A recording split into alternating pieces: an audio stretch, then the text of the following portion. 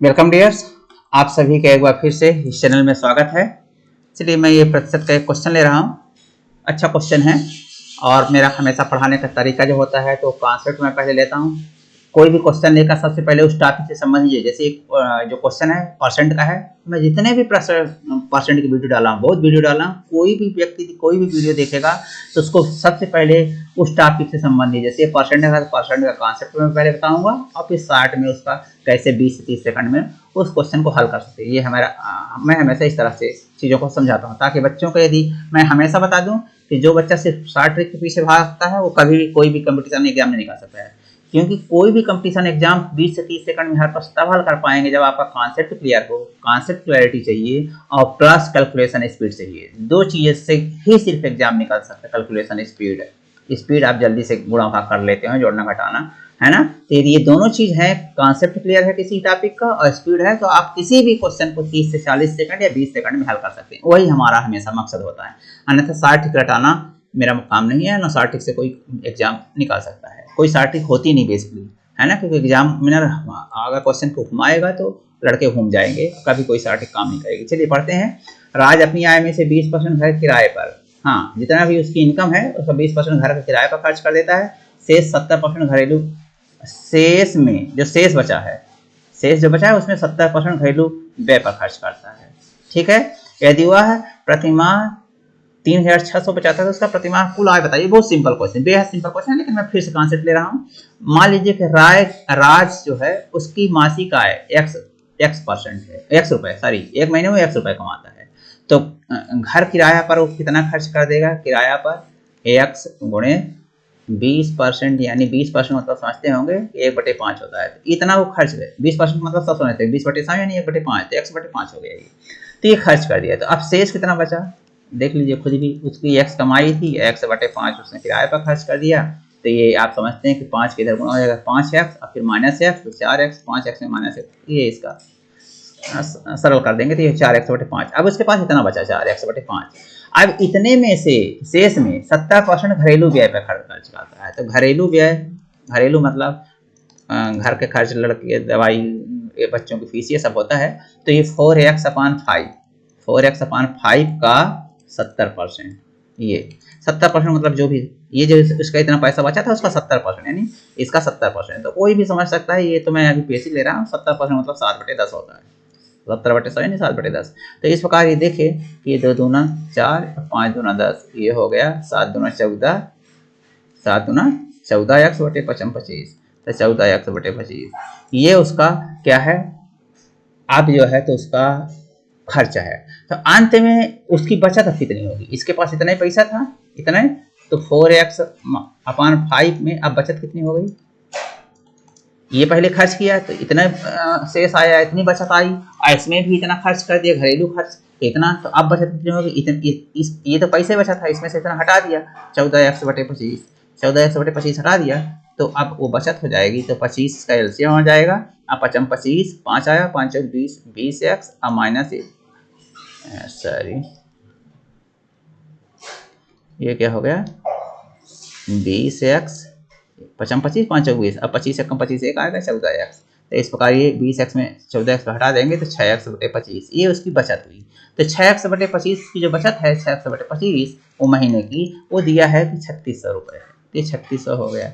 अब आप कोई भी समझता है कि x = हमको निकालना है, तो ये जो 25 के इधर भाग है तो इधर गुणा होगा, 3600 × 25 होगा, और जो इधर 6x का गुणा है, 6 के साथ x का, इधर भाग हो जाएगा, ये भाग हो जाएगा, इसे छाया 36, 600, तो 25 छक्का 150, ये 150, यानी 15,000 रुपये उसकी मासिक आय थी। कुल आय 15,000 रुपये, ये एक्स आपने माना था कुल आय है, तो वो उसकी मासिक आय 15,000, इसको गुणा कर लेंगे, 600 × 25 करेंगे तो 15,000 आ जाएगा। इस प्रकार आपका कैलकुलेशन भी फास्ट होना चाहिए। तो ये तो बेसिक कॉन्सेप्ट था, एक एक चीज़ लेकर मैंने समझाया कैसे मानेंगे। आप जरा देखिए, इस तरह कोई भी क्वेश्चन हो, यदि आपको बेसिक समझ में आ गया तो आप पहले बेसिक पर वर्क कीजिए और फिर आप कैलकुलेशन स्पीड आपको धीरे धीरे 2 महीने 3 महीने कैलकुलेशन फास्ट करने की, जोड़ना घटाना जल्दी आधा सीखिए। यदि दोनों अब आपके हैं ये चीज समझ जाइए कि आपको, जैसे मैंने अभी स्पीड बता दिया, स्पीड आपको सारी कॉन्सेप्ट बता दिया, कॉन्सेप्ट क्लियर हो गया और स्पीड सही है। तो आप जरा देखिए कैसे करेंगे आप।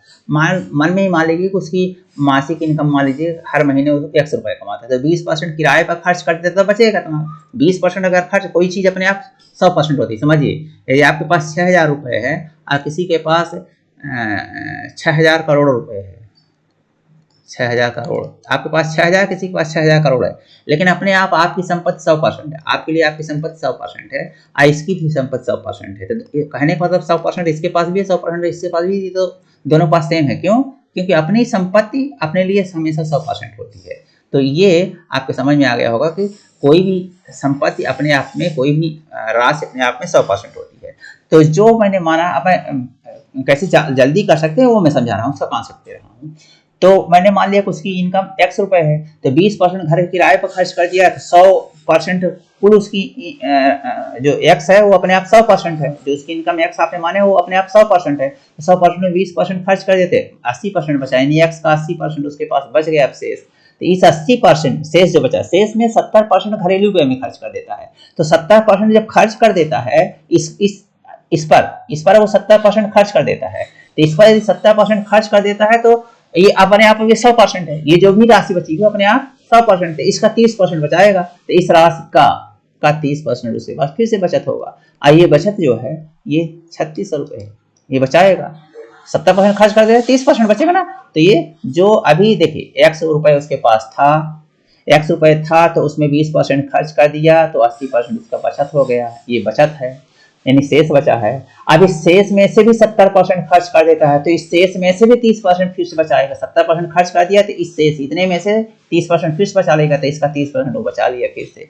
और जब ये इतना कर लिया तो ये बचता ही बचत हुआ, ये सब बचत चल रहा है, तो बचत अंत में 3600 रुपये है ये।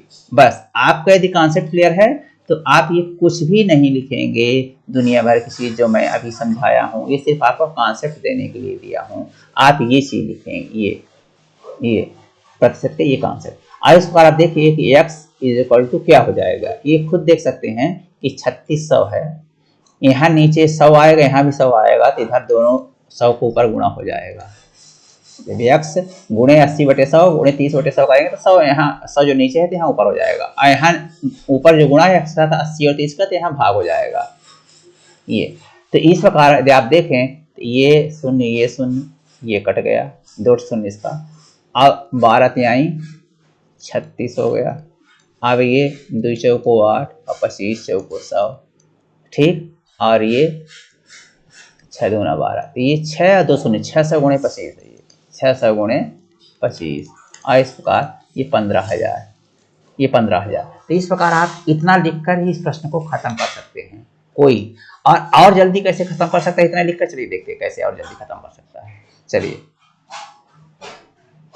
ये जरा देखिए। अब आपको यदि समझ में आ गया कि ये x इक्वल टू ये 36, ये तो लिखना ही पड़ेगा 36। अभी 80% का मतलब होता है 4/5, तो 4/5 ऊपर 5 हो जाएगा, इधर आएगा, नीचे 4 हो जाएगा। ये जो 4/5 यहाँ है, 4/5 है, तो इधर आएगा तो 5/4 हो जाएगा, ठीक है। और 30% मतलब 3/10, तो इधर आएगा तो 10 हो जाएगा, इधर आएगा 3 हो जाएगा। अब तो समझ लीजिए तो अभी जो 180 लिखा था कितना आसान हो गया। यदि आपका कॉन्सेप्ट क्लैरिटी है, प्रतिशत कैलकुलेशन सर, तो ये हो गया। अब ये 9 चौको 3600, 900, ये ठीक है। और 3 त्रिके 900, 300। अब ये देखिए 300 गुणे 5 नहीं 1500 गुणे 10, 15,000। ये देखिए 300 गुणे 5 है तो 1500 हो जाएगा, गुणे 10 15,000। तो इस प्रकार x मतलब उसकी मासिक आय। तो ये सोचिए कि यदि आपका कॉन्सेप्ट क्लियर है तो यहाँ से यहाँ तक मुश्किल से 30 सेकंड, मुश्किल से 20 से 30 सेकंड का कॉन्सेप्ट है। यदि आपका कॉन्सेप्ट क्लियर है तो आप अपने आप ये 30 सेकंड में इस प्रश्न को हल कर देंगे। हाँ, जैसा कि मैंने बताया कि मैं पहले कॉन्सेप्ट बताता हूँ, तो आपको बताया, मुझे उम्मीद है पूरा कॉन्सेप्ट क्लियर हुआ होगा। बगैर कॉन्सेप्ट के आप कभी भी गणित मत पढ़िए। फिर उसके बाद मैंने बताया कि आपकी कैलकुलेशन स्पीड है, जैसे इसको 80% जानते हैं, 4/5 है तो इधर आएगा तो 5/4 होगी, सब कैलकुलेशन स्पीड हो जाती है। तो यदि कैलकुलेशन की स्पीड भी आपकी सही है तो फिर आप अपने आप शॉर्ट ट्रिक में पहुंच ही जाते हैं। अपने आप आपका जो आंसर आएगा ना वो 20 से 30 सेकंड में आ ही जाएगा। ये होता है शॉर्ट ट्रिक की परिभाषा। शॉर्ट ट्रिक वो फार्मूले रटकर कभी नहीं बनती, नहीं। आप रटते रहेंगे, गणित में कभी कोई एग्जाम पास नहीं कर पाएंगे, ये ध्यान रखिएगा हमेशा। चलिए यदि ऐसा है, यदि आपको वीडियो अच्छा लगा तो चैनल को सब्सक्राइब कर लीजिए, जिससे हमेशा आपको इस तरह की वीडियो हमेशा मिलते रहें। Concept plus calculation plus art से संबंधित जो भी चीज़ें हैं सब बताता रहूँगा। और दोस्तों में शेयर कर लीजिए, एक लाइक कर दीजिए। मिलते हैं अगले वीडियो में, तब तक के लिए बहुत बहुत धन्यवाद।